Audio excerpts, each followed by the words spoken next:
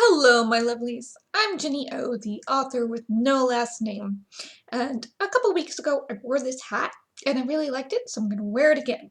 But this is Jenny O Talks, the part of the channel where I talk about things in the creative community. And today, I want to talk about copyright and its publishers. So, I know that sounds like a little vague, but let me get into it. Uh, So there's one of the things that the WGA is striking about, or I don't know if they're still striking. I'm recording this video at the beginning of the second week of the strike. So one of the things that the WGA is striking about is the use of AI technology for scripts and screenplays. And the crux of the argument is that the adaptive intelligence that corporations, publishers, CEOs are seeing that they're using for these scripts and screenplays or trying to use aren't actually copyrightable. It's not technically original IP. And the WGA wants it treated kind of like Wikipedia. It can't even be used as a source. Because when you're using an adaptive intelligence AI, it can only spit back what's been fed into it, so data sets.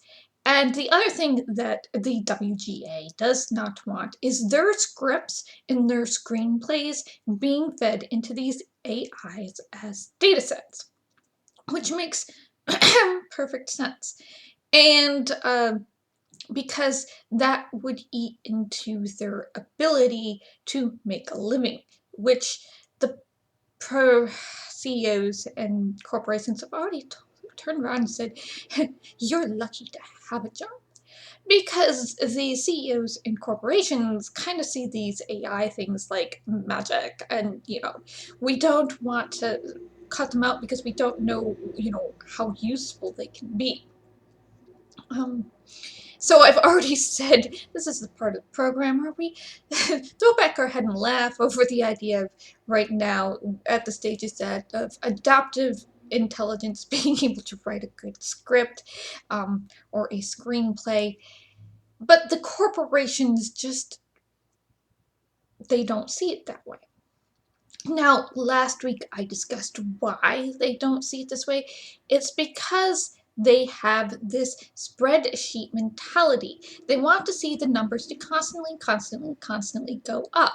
And the only way that numbers can constantly go up is if you are either depressing your wages or firing your workforce. So they want to, quote unquote, actually both depress the wages and fire the workforce of their WGA unionized writers, because the unions have set fees for this thing that they negotiate every 3 years.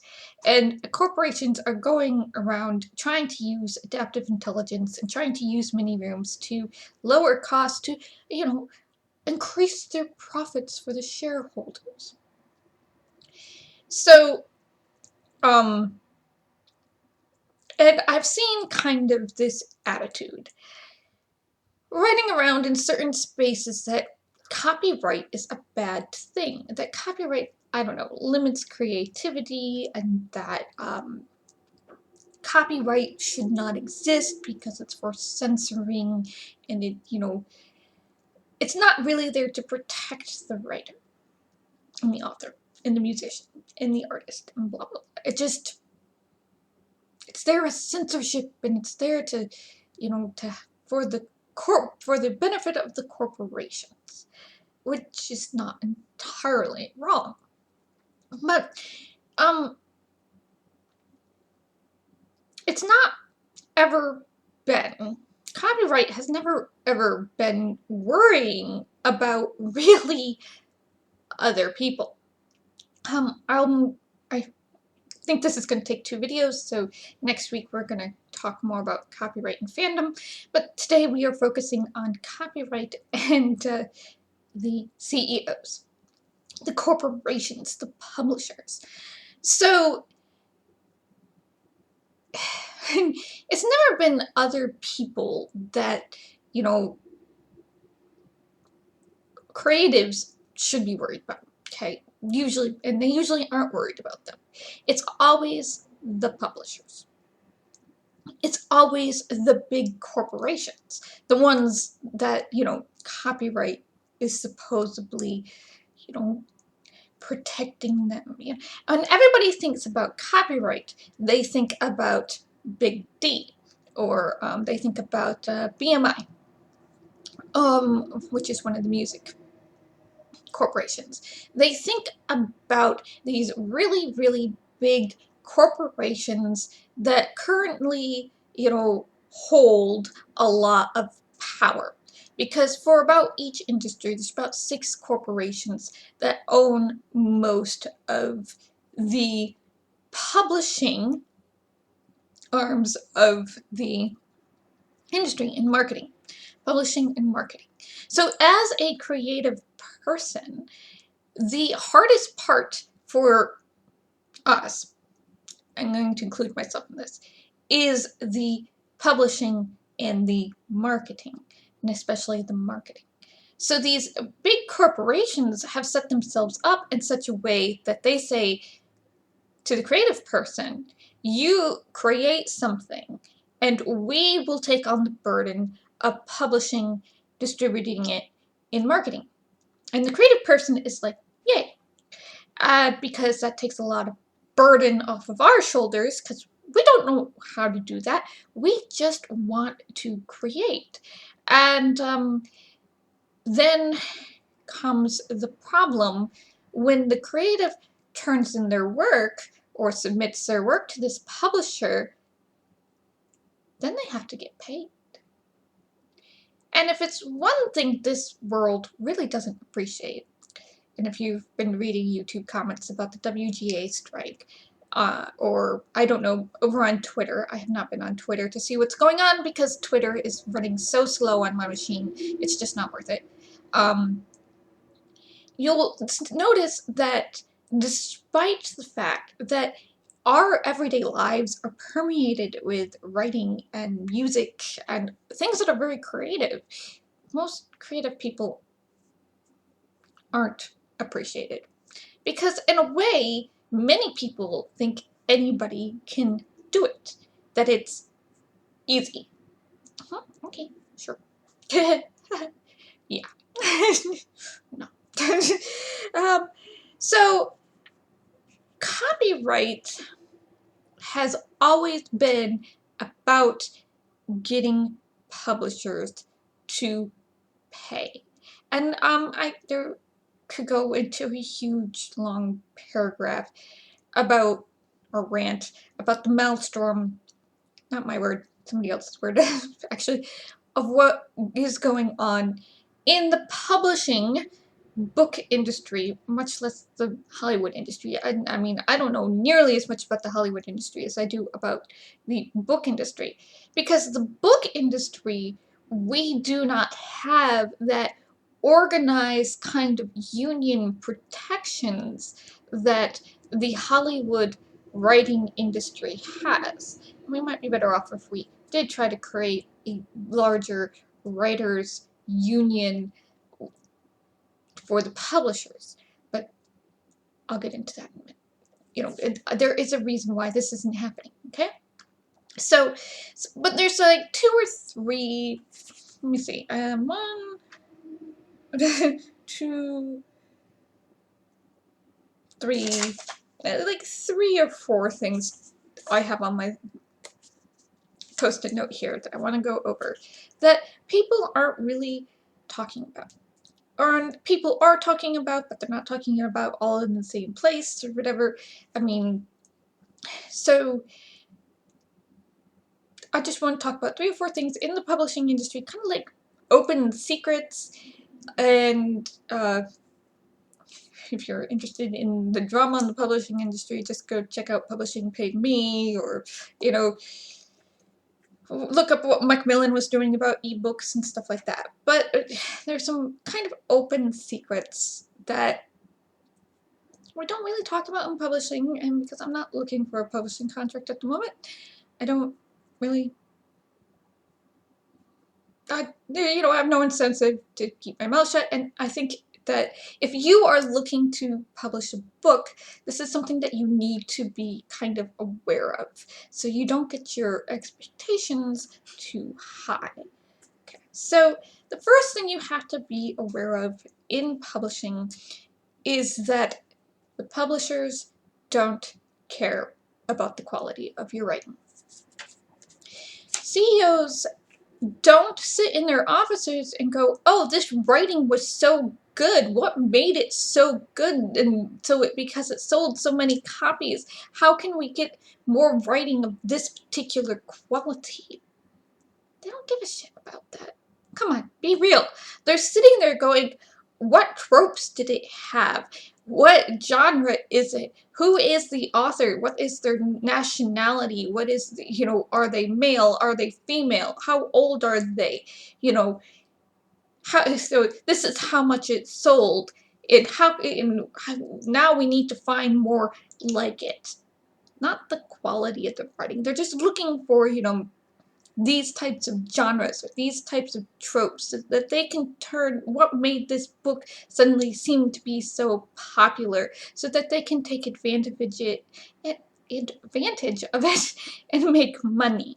It's not about the quality of your writing.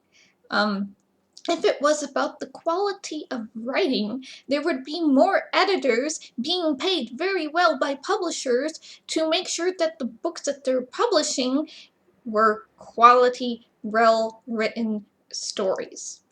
And I'm not just talking, grammar and spelling. I'm talking about each of them having, good characters, good conflict, good world building, etc. and so on.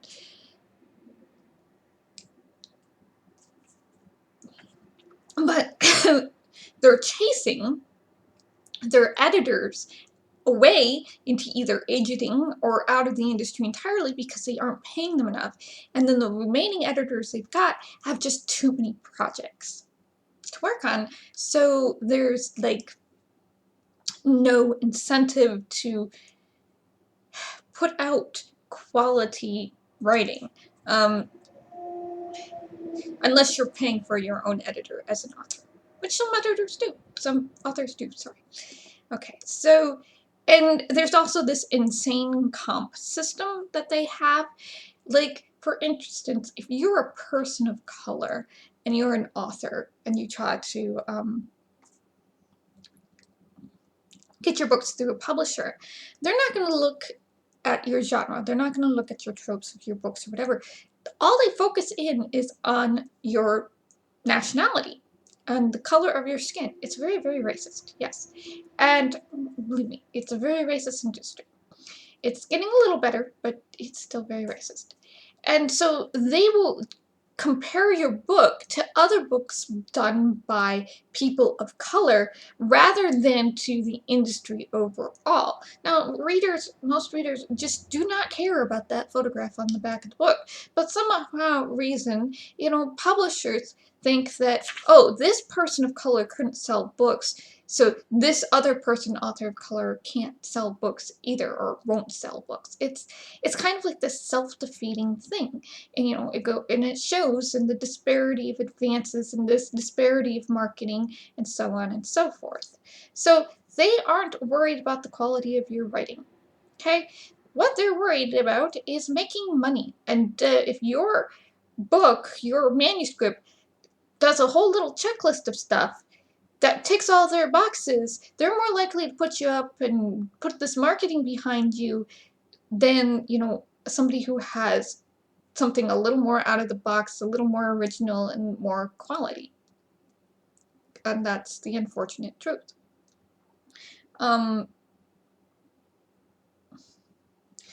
And also, there is, once again, one marketing team per big publishing house.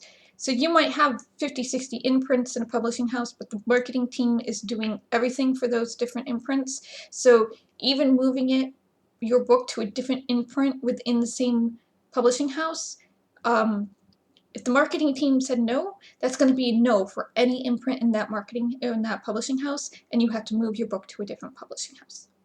And there's only 5. So that's kind of scary. Like, really scary, They care about making money, not about the quality of your writing, and whether or not your agent, the person at the imprint thinks it's a really great story and a really great idea. I don't care. If marketing says it's not going to make them money, into the bucket it goes. Now, another thing that we don't often talking about is the fact that authors really aren't making money off of writing. Royalties are a joke. Advances are awful. They're like they even during the DOJ versus Penguin Random House, when they were talking about these like 6-figure advances. And if you go into like Publishing Paid Me and you're looking at these people, you realize that most of them aren't getting 6-figure advances. If you're getting a 5-figure advance or a 4-figure advance, that's, really good. So authors don't make money off of their books. What they're making money off of is optioning their books for movie rights, for television shows, and stuff like that, or you're selling the rights even to make like a video game. So authors aren't making money off their books. If you want to get into writing because you want to make a career out of it and you think you're going to be making a living out of it, that's a unicorn thing. I mean, the way things are being consolidated and moved around, it is hardly unlikely that, you're going to have enough of a backlog or publish enough books to get a backlog to make money off of your writing. It's just the unfortunate truth that people they see these really big authors and they have these really big dreams and they keep submitting. And the other thing is, publishers won't pay you if they think they can get away with it. If they think they can get away without giving you your money, they'll do it. This is big publishers, this is small publishers, this is big D. And now, and you're thinking, well, Big D's not really a publisher. They have their publishing arm.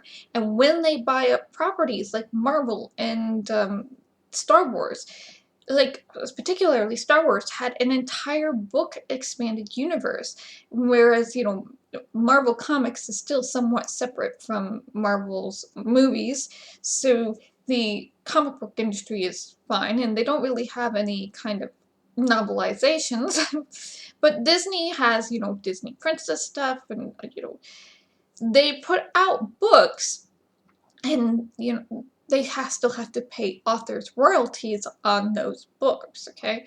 So while they're not looking for new IP, they do have to put up royalties on the IP they actually own to authors, like Winnie the Pooh or Mickey Mouse books, things like that.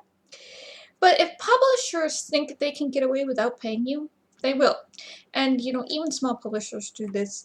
And especially if your small publisher folds, you better have somewhere in your contract of what happens to your book, who owns the rights, who has the publishing and distributing rights, and stuff like that.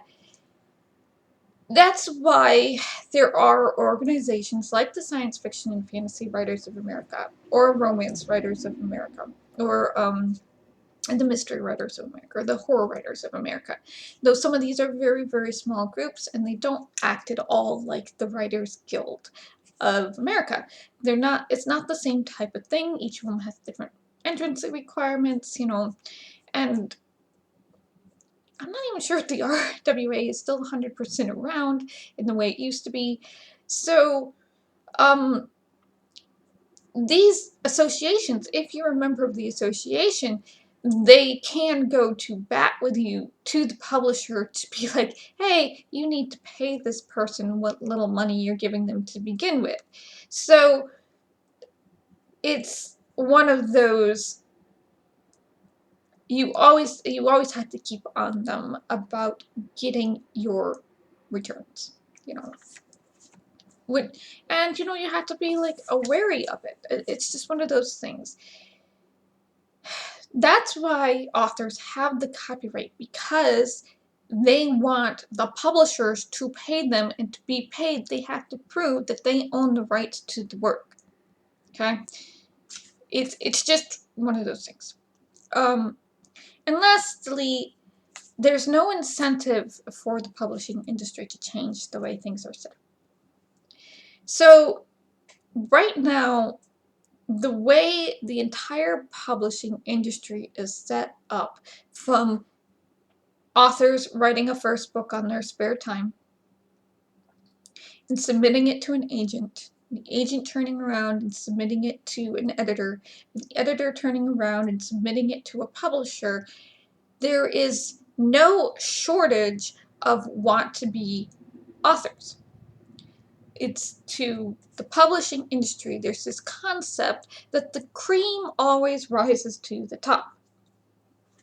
I read a book about publishing that was very heavily into this cream rises to the top thing, and it was just very kind of insulting. It was just like, really? No. Even I know better than to believe that, the cream is going to rise to the top in a creative industry where you have 3 or 4 sets of gatekeepers and no real standards on quality or what gets published outside of somebody's opinion of this is good, this is bad, I like this idea, I don't like this idea, and what is quote unquote trending, what is marketable, if they don't know how to market it, they're just not going to publish it. Young adult sci-fi. It's kind of like the movie industry didn't know how to do supposedly female superhero movies, and every time they tried, they were like, oh, it's not making money, we're not going to do this again. And it's just kind of like, did you market it right? Did you did you hire a good writer? you know what was they just saw female superhero and bad numbers, and they just decided it was the female superhero that was the problem and not the marketing or the writing. Okay, so that happens in the publishing industry too. And there's a lot of you got to know somebody, or how there's only so many books published in a year in different categories, and if a celebrity with a name or a politician wants to write a book, they're much more likely to get that publishing slot than some new upcoming author with a really great idea, because the publishing industry thinks that they can market the name a lot easier than they can market the new original idea. And and there's probably videos out there about why people don't like new original things and so on and so forth. But the industry has no reason to change, because there's no real union, no real organized labor movement in the authors that are already published, not big enough to push back against these really 5 huge mega corporations that own these hundreds of imprints that have been systematically cutting away opportunities for writers for years, decades now. And there are so many people out there who want to get into the traditional publishing industry that in reality agents don't have to do